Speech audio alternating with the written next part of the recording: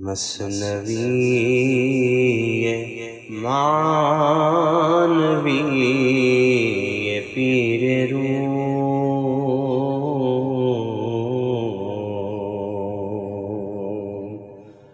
مثنوی معنوی پیر روم،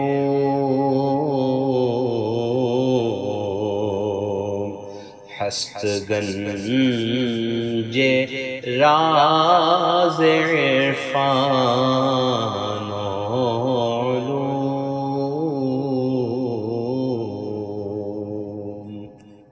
بسم اللہ الرحمن الرحیم، الحمدللہ رب العالمین، والصلاة والسلام علی سیدنا مولانا محمد سید الاولین والآخرین وعلی آلہ واصحابہ اجمعین، اما بعد۔ حضور صلی اللہ علیہ وسلم کا ایک صحابی کی بیمار پرسی کے لیے جانا، یہ واقعہ چل رہا تھا۔ اس واقعے کے تحت مختلف باتیں بیان کی گئیں، اور اب واقعہ تھوڑا آگے بڑھتا ہے۔ اس میں حضور صلی اللہ علیہ وسلم ان کی مزاج پرسی کے لیے جاتے ہیں، اور جانے کے بعد آپ اس بیماری کا سبب بتاتے ہیں۔ یہ کافی لمبا چلے گا یہ واقعہ، آج صرف اتنا ہی ہے کہ حضور صلی اللہ علیہ وسلم نے اس بیمار سے ملاقات کی، وہ بیمار خوش ہو گیا، اور اس کے حوالے سے آگے گفتگو بڑھے گی۔ چون پیمبر دید آ بیمار را، خوش نوازش کرد یار غار را۔ جب حضور صلی اللہ علیہ وسلم نے اس بیمار کو دیکھا تو سچے دوست پر اچھی نوازش فرمائی۔ آپ کا وہاں پر تشریف لے جانا اس بیمار کی بیمار پرسی میں کمی کا سبب بنا۔ ایک تو مزاج پرسی خود اپنے آپ میں دل کی تسلی کا باعث بنتی ہے، پھر حضور صلی اللہ علیہ وسلم کا وہاں پر تشریف لے جانا، اور حضور کے تشریف لے جانے سے ان کو ایک سکون ملنا، تو اس طرح سے آپ نے ایک نوازش فرمائی۔ زندہ شچو او پیمبر را بدید، کوئی آدم حق مرورا آفرید۔ جب اس بیمار نے حضور صلی اللہ علیہ وسلم کو دیکھا تو دیکھتے ہی ان کے اندر ایک جان پڑ گئی کہ میری مزاج پرسی کے لیے میرے حبیب تشریف لائیں۔ جب کوئی ایسا شخص کسی کی مزاج پرسی کے لیے جاتا ہے کہ بیمار جس کو بے انتہا چاہتا اور عقیدت رکھتا ہے، تو اس کے جانے سے ہی اس کے اندر آدھی جان پڑ جاتی ہے۔ گوئی آدم حق مرورا آفرید، اس کو ایسا محسوس ہوا، وہ منہ سے کہنے لگا کہ جیسے ابھی اللہ نے اس کو پیدا کیا ہے۔ اتنی بشاشت، اتنی فریشنس اس نے اپنے آپ میں فیل کی حضور کے تشریف لے جانے سے۔ گفت بیماری مرائی بخت داد، کامدی سلطان برے من بامداد۔ اس نے کہا کہ میری بیماری نے مجھے یہ نصیب دیا، اگر میں بیمار نہ پڑتا تو آپ مزاج پرسی کے لیے کہاں سے تشریف لاتے؟ صبح صبح ایک بادشاہ میرے پاس تشریف لائیں، تو اب وہ بیماری کو اپنے حق میں بہتر سمجھنے لگے تھے۔ اگر میں بیمار نہ پڑتا تو حضور کہاں تشریف لاتے؟ تو حضور کا تشریف لانا میرے لیے اتنی بڑی سعادت اور خوش نصیبی کا باعث ہے کہ میں اپنی بیماری کو اپنے لیے خوش قسمتی تصور کر رہا ہوں۔ تا مرا صحت رسید و عافیت، از قدوم این شہ پر خاصیت۔ یہاں تک کہ میری حالت یہ ہو گئی کہ بیماری کے بعد اب مجھے صحت مل گئی، آرام حاصل ہو گیا، کیونکہ وہ خاصیت والی ذات تشریف لائی ہے۔ اے خجستہ رنج و بیماری و تب، اے مبارک درد و بیداری شب۔ مبارک ہے ایسا مرض، بڑی خوش نصیب لوگوں کو ملتی ہے ایسی بیماری اور ایسا بخار جس میں ایسا محبوب بیمار پرسی کے لیے تشریف لائے۔ مبارک ہے میرا درد، جو اب تک میں درد سے کراہتا رہا، تکلیف سہتا رہا، اب پتا چلا کہ میرے لیے کتنا مبارک ہے وہ درد۔ میں رات رات بھر درد اور تکلیف سے جو جاگتا رہا، اب مجھے پتا چلا کہ وہ کتنا مبارک رہا میرے لیے جاگنا۔ نک میرا در پیری از لطف و کرم، حق چنی رنجوری داد و سقم۔ میرے بڑھاپے میں اللہ تعالیٰ نے مجھے ایسی بیماری اور ایسا مرض عنایت کیا کہ اس بیماری اور اس مرض کی وجہ سے اللہ تعالیٰ نے مجھ پر یہ لطف و کرم کیا ہے۔ تو میں اپنے بڑھاپے کی اس بیماری اور اس مرض کو اللہ کا فضل اور عنایت تصور کرتا ہوں، کیونکہ ایک تو بیماری خود مومن کے حق میں رحمت ہوتی ہے۔ جب مومن بیمار پڑتا ہے تو اس کے گناہوں کا کفارہ بن جاتی ہے بیماری، اس کو جو بھی تکلیف ہوتی ہے اس سے اس کے درجات بلند ہوتے ہیں۔ یہ خود اپنے آپ میں ایک بہت بڑی نعمت ہے۔ قسمت میں انسان کے تکلیفیں تو پہلے سے لکھی ہیں، کتنا درد اس کو ملنا ہے وہ تو پہلے سے لکھا ہے. اگر وہی درد جو قسمت میں پہلے سے لکھا ہے وہ اگر میرے گناہوں کا کفارہ، میرے درجات کی بلندی کا سبب بن جائے تو کتنی بڑی کرم کی بات ہو جائے گی. اس پہ خدا کا شکر ادا کرنا چاہیے. میں نے اس مفہوم کو ایک شعر میں بیان کیا، کافی پرانا شعر ہے. خدا کا شکر کہ کفارہ بن کے اس یہاں کا، ازل سے تھی جو اٹل وہ صعوبتیں آئیں. جو مصیبتیں، جو صعوبتیں، جو تکلیفیں میرے مقدر میں پہلے سے لکھی ہوئی تھی وہی میرے گناہوں کا کفارہ بن کے آئی. تو یہ تو خدا کا شکر ہے. پھر یہاں تو دوہری نعمت ہے، ایک تو بیماری گناہوں کا کفارہ، درجات کی بلندی کا باعث بن رہی ہے، پھر وہ بیماری محبوب کے آنے کا، ان کی بیمار پرسی کرنے کا ذریعہ بن رہی ہے. درد پشتم داد تامن ہمز خواب، برج ہم بر نیم شب لابد شتاب. اللہ تعالیٰ نے میرے پشت میں درد عطا کیا، میری پشت میں درد عطا کیا. میں رات میں سو رہا تھا، اچانک میری پشت میں درد شروع ہو گیا، میری پیٹھ میں یا میرے کمر میں یا پھر میرے پیٹ میں، جو بھی آپ کہیں. اچانک نیند کی حالت میں درد شروع ہو گیا تو میں نیند سے بیدار ہو گیا اور آدھی رات کو اٹھ کر بیٹھا. اس واقعے کو آگے بڑھانے سے پہلے، اس کو سمجھانے سے پہلے میں ایک چھوٹا سا واقعہ بیان کرنا چاہتا ہوں جو میرا اپنا خود کا ہے. میری نو عمری تھی، غالباً میری عمر 17-18 سال کی ہوگی. ایک مرتبہ رات میں بہت ہی ڈراؤنا خواب آیا. ایسا ڈراؤنا خواب آیا، تقریباً 3-4 بجے کا وقت تھا. اس ڈراؤنے پن کی وجہ سے میں نیند سے اٹھ بیٹھا اور دل کی دھڑکن تیز ہو گئی اور سمجھ میں نہیں آ رہا تھا کہ کیا کروں. کچھ سمجھ میں نہیں آ رہا تھا. نیند میں سے اٹھ کر بیٹھا. والد صاحب کے چونکہ اٹھنے کا وقت قریب ہی تھا تو میں انتظار کرتا رہا کہ اٹھ جائیں تو خواب سناؤں. جب پتا چلا کہ آپ اٹھ چکے ہیں تو میں اپنے بستر سے اٹھ کر والد صاحب کی خدمت میں گیا. جا کر میں نے خواب سنایا کہ میں نے ایک ڈراؤنی خواب دیکھا ہے. تو آپ نے مجھ سے پوچھا کہ تہجد پڑھ لیے ہو؟ تو میں نے کہا نہیں، ابھی نہیں پڑھا. جاؤ پہلے تہجد پڑھو اور ذکر و اذکار میں بیٹھ جاؤ، اس کے بعد فجر کی نماز پڑھو، اس کے بعد بولتا ہوں کیا ہے خواب یہ. پھر وہاں سے اٹھ کر چلا گیا. میں تہجد کی نماز ادا ہو گئی، بیٹھ گیا ایسی. اب تو نیند آنے کا سوال ہی نہیں تھا. بیٹھ گیا ذکر و اذکار میں، دعائیں کرتے ہوئے، کچھ پڑھتے ہوئے. اس کے بعد فجر کی اذان ہوئی، نماز کے لیے چلا گیا. نماز کے بعد جب میں واپس آیا مسجد سے گھر کو تو دیکھا تو والد صاحب کی آنکھ لگ چکی تھی. خاموش بیٹھ گیا، اپنی جگہ جا کر سو گیا. صبح اٹھا، ناشتے کے ٹیبل پر جب ملاقات ہوئی تو میں نے پوچھا کہ میں نے رات میں خواب دیکھا تھا، اس کے بارے میں آپ نے کچھ کہا نہیں. تو آپ نے فرمایا تہجد پڑھی، ذکر و اذکار کیے، فجر کی نماز پڑھ لی. تو میں نے کہا ہاں سب ہو گیا، اسی لیے تو آیا ہے. اگر یہ ڈراؤنی خواب نہ آتا تو تم یہ سب نہ کرتے. تو کبھی کبھی جب اللہ تعالیٰ کا کرم کا وقت ہوتا ہے، وہ بندے کو نوازنا چاہتا ہے اور بندہ اٹھتا نہیں ہے تو ایسے اٹھایا جاتا ہے. تو یہاں پر آپ وہی بات بیان کر رہے ہیں. درد پشتم داد تامن ہمز خواب، برج ہم بر نیم شد لابد شتاب. کمر میں درد عطا کیا، پیٹ میں درد عطا کیا تاکہ میں نیند سے جلدی لامحالہ اٹھ جاؤں اور اٹھ کر بیٹھ جاؤں. تو یہ درد، یہ تکلیف جو رات بھر آئی، یہ اللہ کی عنایت کی علامت ہے. تانا خسپم جملہ شب چو گاؤ میش، درد ہا بخشید حق از لطف خیش. تاکہ میں رات بھر بھینسوں کی طرح گھوڑے بیچ کر نہ سوتا رہوں. جو لوگ بہت صحت مند ہوتے ہیں، مزے کی زندگی ہوتی ہے، وہ سوتے ہیں تو گھنٹوں بھینسوں کی طرح سوتے رہتے ہیں، ان کو خبر ہی نہیں ہوتی کیا ہو رہا ہے ان کے ساتھ. تہجد تو دور کی بات ہے، اوراد و وظائف تو دور کی بات ہے، فجر بھی چھوڑ بیٹھتے ہیں. غفلت کی نیند ایسی طاری ہو جاتی ہے. تو آپ اس کو مثال دے کر سمجھا رہے ہیں بھینسوں کی طرح کی نیند. لیکن اللہ تعالیٰ جب کسی پر مہربان ہوتا ہے تو درد عطا کر دیتا ہے، تو وہ رات میں اس درد کی وجہ سے اٹھ کر بیٹھ جاتا ہے اور اللہ کو یاد کرنے لگتا ہے. تم ہمیں ایسے یاد نہیں کرتے تو ہم تمہیں ایسے اٹھا کر یاد کرواتے ہیں. جب ان کو عنایت کرنی ہوتی ہے، جب ان کو لطف کرنا ہوتا ہے تو ایسے کرتے ہیں. زی شکستہ رحم شاہاں جوش کرد، دو زخس تحدید من خاموش کرد.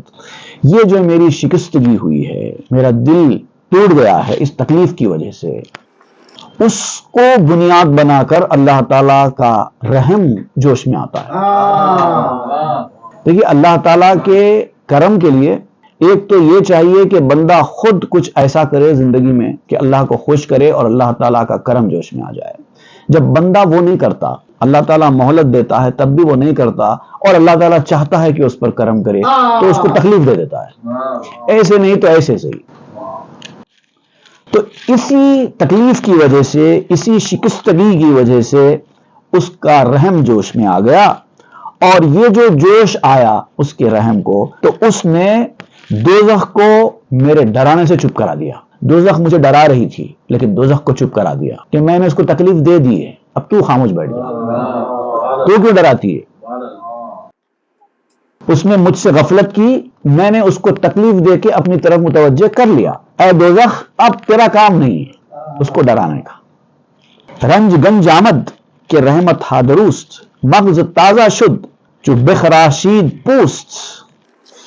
ایک مرض تھا میرے لیے, پہلے وہ ایک مرض تھا, ایک بیماری تھی, لیکن میرے حق میں وہ خزانہ بن گیا کیونکہ اس میں رحمتیں. بیماری میں, تکلیف میں اللہ کی رحمتیں چھپی ہوئی ہیں. تو ہم تو اس کو مرض کہتے تھے, ہم تو اس کو بیماری سمجھتے تھے, لیکن وہ ہمارے حق میں خزانہ ثابت ہوئی کیونکہ اس کے اندر رحمتیں ہیں. اور یہ ایک بدیہی اور فطری بات ہے کہ جب آپ پھل لاتے ہیں گھر کو اور وہ پھل کھانا چاہتے ہیں تو چھلکا تو چھیلتے ہی ہیں. تو اللہ تعالیٰ جب کسی کو نوازنا چاہتا ہے تو چھلکا چھیلتا ہے, اسی کا نام بیماری ہے. جب تک آپ چھلکا نکالیں گے نہیں, میوہ کھائیں گے کیسے؟ تو یہ آپ خود جب اگر چھلکا آپ کا نہیں چھیلتے تو اللہ تعالیٰ اس طرح چھیلتا ہے, اور جب چھلکا چھیلتے ہیں تکلیف تو ہوتی ہے. اے برادر موضوع تاریک و سرد, صبر کردن برغم و سستی و درد. اے میرے بھائی, اندھیرا ہو کہ سرد مقام ہو, چاہے آپ اندھیرے کا شکار ہو جائیں, چاہے آپ سخت سردی کا شکار ہو جائیں, غم اور سستی اور درد یہ ساری چیزیں ایسی ہیں, اس پر آپ کو صبر کرنا ہوگا, اسی میں آپ کی بھلائی ہے. چشمے حیوان و جامع مستی است, کہاں بلندی ہا ہما در پستی است. آب حیات اگر حاصل کرنا چاہتے ہو تو یہ کرنا ہوگا. یہ جو صبر ہے یہ آب حیات کا چشمہ اور مستی کا جام ہے. تکلیف میں ہی راحت ہے, پستی میں ہی بلندی ہے. جتنا پیچھے ہٹو گے اتنا اللہ آگے بڑھائے گا, جتنا نیچے بیٹھو گے اللہ تعالیٰ اتنا اوپر بٹھائے گا. یہ تو اصول ہے, اس دنیا کا اصول وہی ہے. اپنے آپ کو بڑا بناؤ گے چھوٹے ہو جاؤ گے, اپنے آپ کو چھوٹا بناؤ گے اللہ تعالیٰ بڑا بنا دے گا. تمام بلندیاں پستی میں ہے, کہاں بلندی ہاں ہما در پستی است. اپنے آپ کو کم دکھانے میں ہی اپنی بڑائی ہے, اپنے آپ کو پیچھے کرنے میں ہی اپنا آگے کا مقام ہے. تکلیفیں سہو گے, صبر کرو گے, اللہ تعالیٰ آرام دہ زندگی دے گا. آ بہاراں مزمرست اندر خزاں, پر بہارستی خزاں مگریز ازاں. بہاریں اگر چاہتے ہو تو یاد رکھو یہ بہاریں خزاں میں ہی پوشیدہ ہیں. جب تک باغ میں خزاں نہیں آتی بہار نہیں آئے گی. پرانے پتے جب تک جھڑیں گے نہیں نئے پتے نہیں آئیں گے. تو خزاں کو پر بہار سمجھو. فی الحال یہ خزاں ہے لیکن یہ آنے والی بہار کا پیش خیمہ ہے, انفارمیشن ہے. جب خزاں آ رہی ہے باغ پہ تو سمجھ دو کہ نیکسٹ بہار آنے والی ہے. اللہ تعالیٰ نے اس کو ایک اور مقام پہ ریپیٹیشن کے ساتھ سمجھایا ہے. فَإِنَّ مَعَ الْعُسْرِ يُسْرًا إِنَّ مَعَ الْعُسْرِ يُسْرًا. تکلیف کے بعد راحت ہے, تکلیف کے بعد راحت. تکلیف میں صبر کرو, راحت تمہارا استقبال کرے گی. ہم رہے غمباش با وحشت بساز, می طلب در مرگ خود عمر دراز. تو تم کیا کرو, غم کے ساتھی بن جاؤ. جب آرام دہ زندگی, سکون اور ابل آباد خوشی تم کو چاہیے تو غم کے ساتھی بن جاؤ, اس کے دوست بن جاؤ. وحشت سے نباہ کر لو. با وحشت بساز, وحشت, گھبراہٹ, پریشانی, اس سے دوستی کر لو. نباہ کر لینا مطلب کسی کے ساتھ رہتے ہوئے اس کے ساتھ مینیج کرنے کو کہتے ہیں نباہ کر لینا. جیسے کوئی آدمی بیاہ کرتا ہے ایسی کسی خاتون کے ساتھ جس کے ساتھ اس کا مزاج جمتا نہیں ہے, پھر بھی لے کے چلتا ہے, اس کو کہتے ہیں نباہ کر لینا. بیاہ تو سب کرتے ہیں, نباہ کرنا کمال ہے. تو آپ کہتے ہیں غم کے ساتھی بن جاؤ اور وحشت کے ساتھ دوستی کر لو, اس سے نباہ کر لو. می طلب در مرگ خود عمر دراز, اپنی موت کے اندر ہی اپنی طویل زندگی تلاش کرو.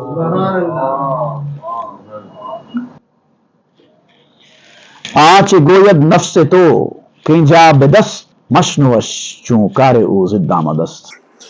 نفس انسان کو آرام کی زندگی حاصل کرنے کی تلقین کرتا, اس کو آرام چاہیے. وہ تکلیف, درد, پریشانی کسی قیمت پر برداشت نہیں کرتا.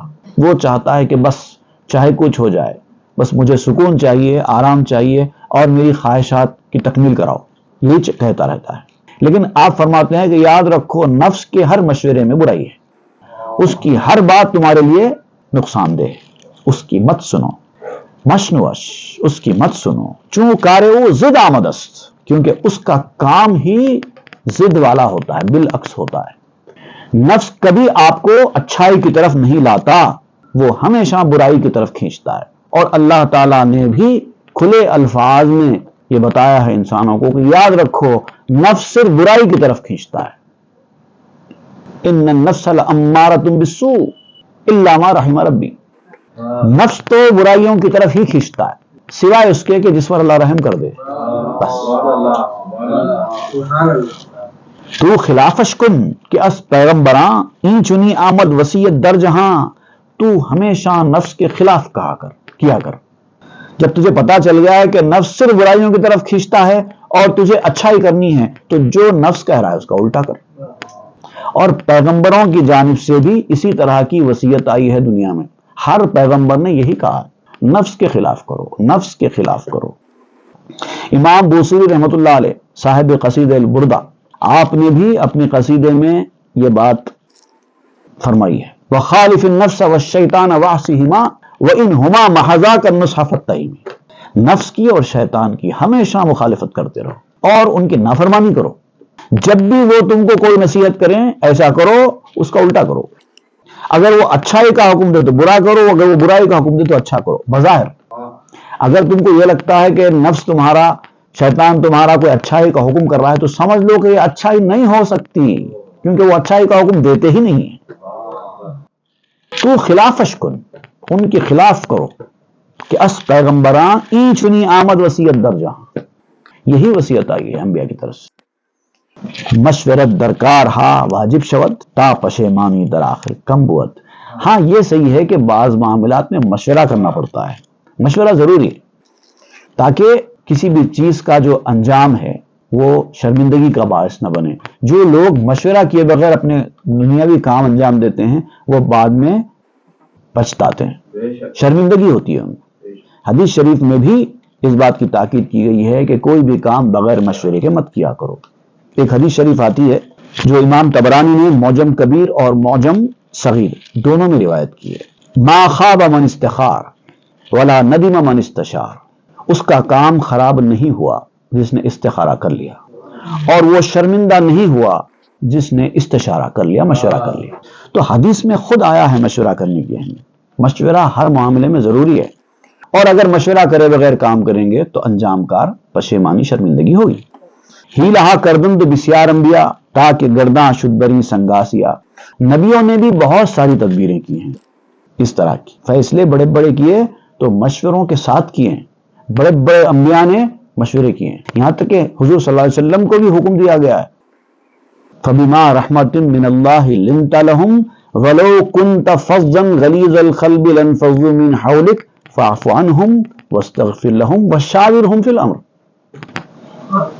اے نبی آپ لوگوں کے لیے رحمت ہیں اللہ کی جانب سے، آپ کی ذات رحمت ہے، اللہ کی مہربانی ہے کہ آپ ان لوگوں کے لیے باعث رحمت بنے ہوئے ہیں، نرم ہیں، ان لوگوں کے حق میں آپ نرم ہیں۔ اگر آپ چڑچڑے مزاج، روڈ اس طرح کے ہوتے تو آج جو صحابہ کرام کی وارفتگی اور دیوانگی آپ کے پیچھے ہے نا وہ نہیں رہتی تھی، سب چلے جاتے تھے، بھاگ جاتے تھے۔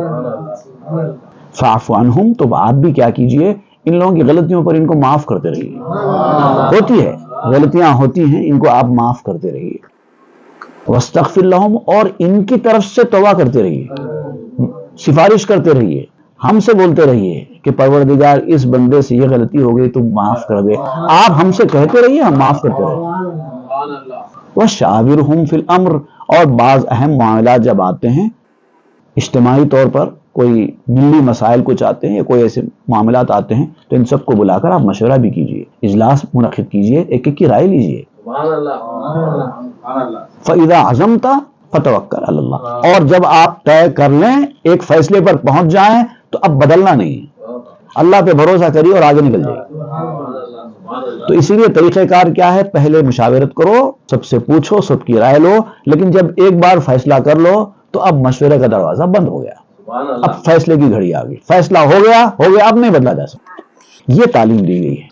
تو آپ دیکھیں گے یہاں پر آپ وہی مشاورت کی بات کر رہے ہیں، مشورہ کرنا اچھا ہوتا ہے، مشورہ کرنا چاہیے، انبیاء کرام نے بھی بہت سارے مشورے کیے ہیں۔ نفس می خواہت کے تابیاں کنت، خلخلا گمراہ و سرگرداں کنت، لیکن نفس سے مشورہ کرنا نہیں ہے۔ اب یہاں پر یہ بات بتائی جا رہی ہے کہ کوئی آدمی مشورے کے نام پر اپنے نفس سے پوچھنے لگے اور اس کو مشورے کا نام دے، تو یاد رکھو نفس سے مشورہ آپ کو تباہ کر دے گا، کیونکہ نفس آپ کی تباہی چاہتا ہے، مخلوق کو گمراہ کر کے پریشان کر دینا ہی چاہتا ہے نفس، اس سے مشورہ نہیں کرنا۔ اب کس سے کرنا مشورہ، وہ آگے بتایا جا رہا ہے۔ گفت امت مشورت با کہ کنی، انبیاء گفتند با عقل امین۔ امت نے، انبیاء کرام کی امتوں نے اپنے نبی سے یہ دریافت کیا تھا کہ ہم مشورہ کریں تو کس سے کریں؟ تو انبیاء گفتند با عقل امین، تو انبیاء نے فرمایا تھا کہ رہبروں کی عقلوں سے مشورہ کرو۔ میں عام طور پر مشورہ کرنے والوں کو یہ بتاتا ہوں بزرگان کبار کے اقوال کی روشنی میں کہ جس سے آپ مشورہ کر رہے ہیں ان میں 3 کوالٹیز ہونی چاہیے۔ اگر یہ 3 میں سے کوئی ایک کوالٹی بھی نہیں ہے تو ان کا مشورہ کام کا نہیں ہے۔ نمبر 1 مشورے کے بنیادی شرائط، نمبر 1 یہ ہے کہ جس فیلڈ میں آپ ان سے مشورہ کر رہے ہیں اس فیلڈ کی معلومات ہونی چاہیے، ورنہ ان کو فیلڈ کی معلومات ہی نہیں ہے، آپ اس سے مشورہ کریں گے تو مشورہ پہلے سٹیج میں فیل ہو جائے گا۔ علاج کے بارے میں مشورہ کسی حجام سے نہیں کیا جا سکتا، جو جس فیلڈ کا ہے اسی فیلڈ کے آدمی سے اس کا مشورہ ہو تو اچھا ہے، اگر وہ فیلڈ کا نہ بھی ہے تو اچھی خاصی معلومات رکھتا ہو، یہ پہلی شرط۔ نمبر 2 سمجھدار ہو، عقل والا ہو، ذہین ہو، جاہل اور نادان نہ ہو۔ اگر وہ ماہر فن ہوگا بھی، ایکسپرٹ ہوگا بھی فیلڈ میں، لیکن اگر سمجھدار نہیں ہوگا تو الٹا مشورہ دے سکتا ہے، آپ کے مناسب مشورہ نہیں دے سکتا، کیونکہ ہر مشورہ ہر کسی کے لیے کام میں نہیں آتا۔ تو سمجھدار ہوگا تو یہ فیصلہ کر پائے گا نا کہ آپ کے لیے کون سا مشورہ بہتر ہے، وہ حساب سے مشورہ دیتا ہے۔ دوسری شرط۔ تیسری شرط یہ ہے کہ وہ آپ کا دشمن، حسد رکھنے والا نہ ہو، بلکہ آپ سے ہمدردی رکھتا ہو، کیونکہ اگر وہ ماہر فن بھی ہے، سمجھدار بھی ہے، لیکن آپ سے ہمدردی نہیں رکھتا تو اچھا مشورہ کہاں سے دے گا؟ تو آپ سے ہمدردی رکھنے والا بھی ہونا چاہیے۔ یہ 3 شرائط اگر کسی کے اندر پائے جاتے ہیں تو اس سے مشورہ ہوتا ہے، اور نفس میں یہ تینوں میں سے ایک بھی شرط نہیں پائی جاتی، اسی لیے آپ کہتے ہیں کہ اپنے نفس سے مشورہ کرنے والی بات بالکل سوٹیبل نہیں ہے۔ تو عقل مند ہونا، جس سے آپ مشورہ کر رہے ہیں وہ رہبری کرنے والا ہونا اور عقل مند ہونا۔ گفت اگر کودک درایت زیازنے کو ندارت عقل و رائے روشنے، تو دریافت کیا گیا کہ اگر کوئی چھوٹا بچہ یا کوئی عورت سامنے آئے اور وہ کوئی مشورہ دے تو کیا کیا جائے، کیونکہ ان کے اندر اتنی عقل ہوتی نہیں ہے، ان کے تجربہ اتنا ہوتا نہیں ہے، انہوں نے دنیا اتنی دیکھی نہیں ہوتی ہے، کم عقل کی ہوتی ہیں عورتیں زیادہ تر۔ تو ایسی عورتوں سے مشورہ کرنا یا پھر چھوٹے بچوں سے مشورہ کرنا، اس کے بارے میں کیا ہے؟ گفت باؤ مشورت کن وانچ گفت، تو خلاف آنکنو در راہ افت۔ ان سے مشورہ کرو ضرور، کیونکہ ان کی عقل کمزور ہے، ان سے مشورہ کرو ضرور۔ وہ جو بھی مشورہ دیں گے وہ ظاہر بات ہے ان کے ذہن کے حساب سے کچا ہوگا، غلط ہوگا۔ غلط مشورہ بھی کام کا ہوتا ہے۔ بھئی آپ اگر مشورہ کریں گے کہ بھئی یہ انگلی میں پہننا ہے یا یہ انگلی میں پہننا ہے، سمجھدار آدمی اگر یہ کہے کہ یہ انگلی میں پہننا ہے، پہن لیجئے، مشورہ ہو گیا۔ اور اگر کوئی جاہل، ناواقف، غلط مشورہ دینے والا آپ سے کہے کہ یہ انگلی میں پہننا ہے، پہنیے، تو اس کا مطلب آپ کا کام ہلکا ہو گیا، یہ انگلی میں پہن لیجئے۔ جیسا کسی بزرگ نے کہا کہ میں نے دینداری شیطان سے سیکھی ہے، لوگوں نے کہا کہ آپ نے شیطان سے کیسی سیکھی ہے؟ تو مجھے پتا چل گیا کہ شیطان ہر اچھی بات سے روکتا ہے، ہر بری بات کا حکم دیتا ہے، تو میں نے الٹا کر لیا۔ یہ بھی ایک ترکیب ہوتی ہے، اس کے خلاف کرو اور ہو گیا مشورہ۔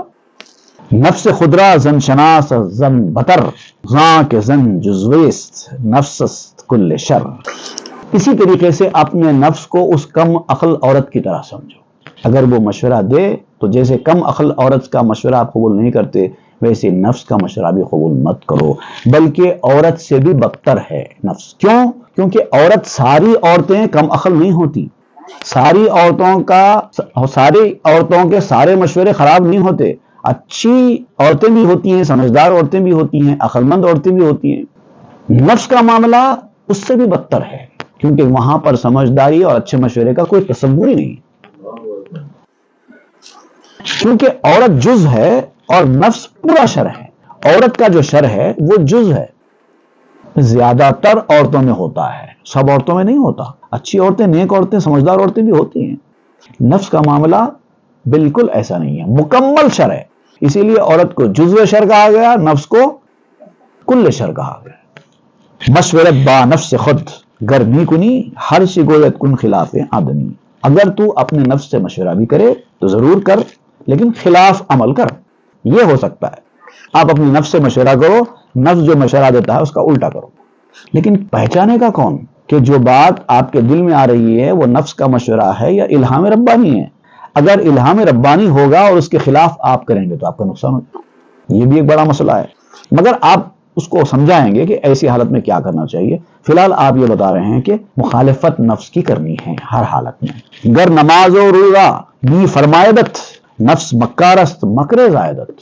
اگر تمہارا نفس جو امارۃ بالسوء والا ہے اگر تمہیں روزہ رکھنے اور نماز پڑھنے کا حکم بھی دے تو سمجھ لو کہ اس کے اندر بھی نفس کی کوئی مکاری چھپی ہوئی ہو سکتی ہے اور کوئی نہ کوئی چال چل رہا ہے. بھئی سوال یہ پیدا ہوتا ہے کہ کسی کو شیطان یا اس کا نفس نماز پڑھنے کے لیے کیوں کہے گا، روزہ رکھنے کے لیے کیوں کہے گا؟ کہہ سکتا ہے، شرارت اس میں بھی ہو سکتی ہے. جیسے کوئی شریر لڑکا ہے وہ اس کو کہے گا کہ مسجد جاؤ نماز پڑھو، تاکہ وہ وہاں پر جائے اور شرارت کرے تاکہ اور مسلموں کی نماز خراب ہو جائے. تو وہ نماز پڑھنے کے لیے اس نوجوان کو اکسا سکتا ہے، مسجد میں جانے کے لیے بھی اکسا سکتا ہے، کیونکہ اس کو معلوم ہے اس ایک کو میں نماز کے لیے بلاؤں گا تو 4 کی نماز خراب ہوگی. تو ایسی مکر اور ایسی فریب کی چالیں بھی نفس چل سکتا ہے. مشورت با نفس خیش اندر فعال ہر چگوید عکس آں باشد کمال. کاموں میں اپنے نفس سے مشورہ کر سکتے ہو، لیکن اتنا سوچ کر کرو کہ جو اس نے کہا ہے اس کے خلاف کرنا ہے، اور یہ کمال ہے. بر نیائی باویو استیز او رو برے یارے بگی رامیز او. اب آپ کہتے ہیں اگر یہ جو لڑائی ہے اس لڑائی میں اگر تم جیت نہیں سکتے، یعنی الہام اور نفس کے وسوسے میں تمیز تم اگر نہیں کر سکتے کہ الہام پر عمل کرنا ہے، الہام کے خلاف نہیں جانا ہے، نفس کے وسوسوں کے خلاف جانا ہے، وہ جو کہے کرنا ہے، نہ کہے وہ کام جو کرنے کے لیے کہے وہ نہ کرنا ہے، اور جو نہ کرنے کے لیے کہے وہ کرنا ہے. یہ ہے نفس اور شیطان کے وسوسوں کے ساتھ رویہ. لیکن جو الہامات ہوتے ہیں، الہامات ربانی، الہامات ملکی، فرشتوں کی جانب سے آنے والے خیالات بھی ہو سکتے ہیں انسان کے دل میں. اگر ایسی صورتحال میں آپ کنفیوز ہو جائیں کہ میں کیا کروں، تو یہاں پر اس کا طریقہ آپ بتاتے ہیں کہ آپ اس میں اگر لڑائی نہیں جیت پا رہے ہیں تو کیا کرو، کسی ایسے فرد کے ساتھ دوستی کر لو جو آپ کو اس میں مدد کر سکے. کسی یار کے پاس جاؤ اور اس سے میل جول بڑھاؤ اور اپنا مسئلہ اس کے سامنے رکھو، وہ بتا دے گا کہ یہ نفس کی ہے یا الہام ہے، وسوسہ ہے یا الہام ہے. عقل قوت گیرت از عقل دیگر نیشکر کامت شود از نیشکر. ایک عقل جب دوسری عقل سے ملتی ہے تو طاقت ڈبل ہو جاتی ہے. ایک تو آپ کی خود کی عقل ہے، آپ کافی سوچتے رہے، نتیجے پر نہیں پہنچ سکے، آپ کی عقل نے جواب حاصل کرنے کی قوت اپنے اندر نہیں پائی. کافی مقامات پر تو آپ خود جواب حاصل کر لیتے ہیں، آپ کو پتا چل جاتا ہے کہ یہ وسوسہ ہے یا الہام ہے. بھئی اچھی چیز کا بات آ رہی ہے تو الہام ہوتا ہے، بری چیز کی طرف ذہن جا رہا ہے تو وہ وسوسہ ہو سکتا ہے. اکثر مقامات پہ تو آپ کی عقل خود یہ سمجھ جاتی ہے کیا ہے، لیکن کبھی نہیں سمجھ پاتی. تو آپ کہتے ہیں اگر ایک عقل سے بات نہیں سمجھتی تو دوسری عقل لو. جب 2 عقلیں ملیں گی اور دوسری عقل آپ کی عقل سے زیادہ اگر ہے، کامل ہے، تو پھر تو مسئلہ آسان ہو جائے گا، ڈبل طاقت ہو جائے گی. نیشکر سے کامل ہوتی ہے، یعنی گنا جو ہے گنے کے جھاڑوں کے ساتھ ہی بہتر طریقے سے اگتا ہے. اگر آپ گنے کی کاشت کرنا چاہتے ہیں تو پورے گنے کے پودے لگائیں، ایک کے بازو ایک کے بازو ایک کے بازو، پورے گنے کے پودے اچھے سے لگ جائیں گے. وہی آپ کو دوسرے جھاڑوں کے بیچ میں آپ گنے کی کاشت کریں گے، گنے کا جھاڑ نہیں اٹھے گا. تو یہ ڈبل ہونے کا طریقہ آپ بتا رہے ہیں، عقل کو ڈبل کرنے کا طریقہ. منز مکر نفس دیدم چیز ہا کو برد از سحر خود تمیز ہا. میں نے نفس کے فریب، اس کی دھوکہ دہیوں سے بہت سی باتیں دیکھی ہیں، بہت ساری چیزیں دیکھی ہیں میں نے. نفس کس طرح سے دھوکہ دہی کرتا ہے، کس طرح سے لوگوں کو چکما دیتا ہے. بلکہ وہ تو ایسی ایسی حرکتیں کرتا ہے کہ انسان کی آنکھوں میں اچھے اور برے کی تمیز بھی ختم ہو جاتی ہے۔ نفس کے ہاتھوں میں جب انسان چلا جاتا ہے، اس کی تابعداری اختیار کر لیتا ہے، اس کی باتوں پر عمل کرنا شروع ہو جاتا ہے، تو آہستہ آہستہ آہستہ ایک ایسے مرحلے میں چلا جاتا ہے کہ اب اس کے پاس اچھے اور برے کی جو تمیز کی صلاحیت پہلے اللہ نے اس کو دی تھی وہ بھی ختم ہو جاتی ہے۔ اس قدر خراب سچویشن میں آپ کو لا کر ڈال دیتا ہے نفس۔ وعدہا بدہت ترا تازہ بدست کو ہزاراں بار آہارا شکست، اور ہر وقت تیرے ہاتھ میں نیا نیا وعدہ دیتا ہے، ایسے وعدے کرتا ہے، ایسے سبز باغ دکھاتا ہے کہ آپ خوش ہو جاتے ہیں۔ لیکن آپ کو معلوم ہونا چاہیے کہ اس طرح کے سبز باغ، اس طرح کے وعدے توڑنا اس کے لیے کوئی بڑی بات نہیں ہے۔ ہزاروں وعدے اس نے ایسے توڑ رکھے ہیں، ہونے والا کچھ نہیں ہے آپ کا بھلا۔ عمر اگر 100 سال خود مہلت دہد، اوت ہر روزے بہانے نو نہد۔ عمر اگر 100 سال کی بھی ہو جائے، فرصت اگر 100 سال کی بھی مل جائے، آپ کی عمر اگر طویل ہو کر آپ کو 100 سال کی فرصت بھی مل جائے، تب بھی 100 سال کی عمر میں بھی ہر روز ایک نیا بہانہ آپ کے سامنے لائے گا۔ اتنے بہانے ہیں اس کے پاس، اتنے ٹیکنیکس ہیں اس کے پاس، اتنی فریبس ہیں اس کے پاس، ہر وقت ایک نئی چیز لائے گا آپ کے سامنے۔ گرم گویت وعدہ ہائے سردرا، جادوئے مردی ببندد مردرا۔ غلط وعدوں کو درست بتائے گا، ایسی لاجکس آپ کے سامنے پیش کرے گا کہ حالانکہ چیز غلط ہے لیکن آپ کے سامنے اتنی اچھی ہو کر پیش ہوگی، آپ سمجھیں گے کہ یہ تو بہت عقل والی چیز ہے، میں جو سوچ رہا ہوں بالکل صحیح سوچ رہا ہوں۔ ایسا بناوٹی انداز میں آپ کو پیش کرے گا اپنی باتوں کو، لیکن آپ دے رہے ہیں اس کی مثال جادوئے مردی ببندد مردرا، اس طرح سے جیسے کہ جادو کے ذریعے کسی نے اپنی قوت مردانہ بڑھائی، جادو کے زور سے بہت ہی تیزی کے ساتھ انسان قوت مردانہ والا بن گیا جادو کر کے، لیکن ویسی قوت مردانہ 4 دن کی مہمان نہیں رہتی، اس کے بعد انسان پوری طریقے سے غیر مرد ہو جاتا ہے۔ جو لوگ ان نیچرل طریقے سے اپنے مردانہ قوت کو بڑھانے کی کوشش کرتے ہیں، وہ ایک وقت تک ہی اس کا اثر رہتا ہے، اس کے بعد تو جو ہے وہ بھی ختم ہو جاتا ہے، پورا زیرو ہو جاتے ہیں۔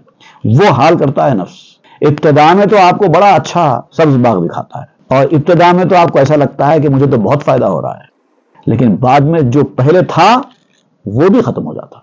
اے ضیاء الحق حسام الدین بیا کہ نہ رویت دے تو از شورا گیا۔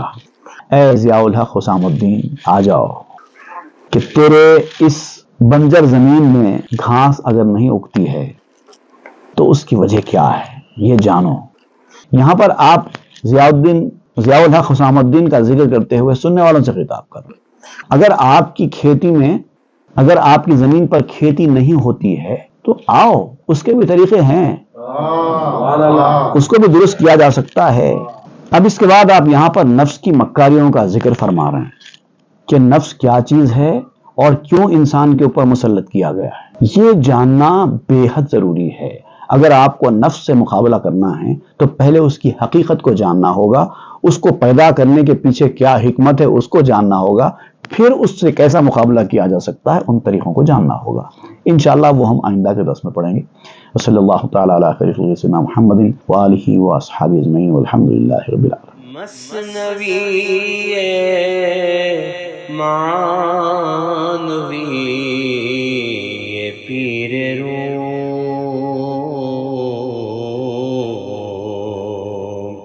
ہست گنج راز عرفان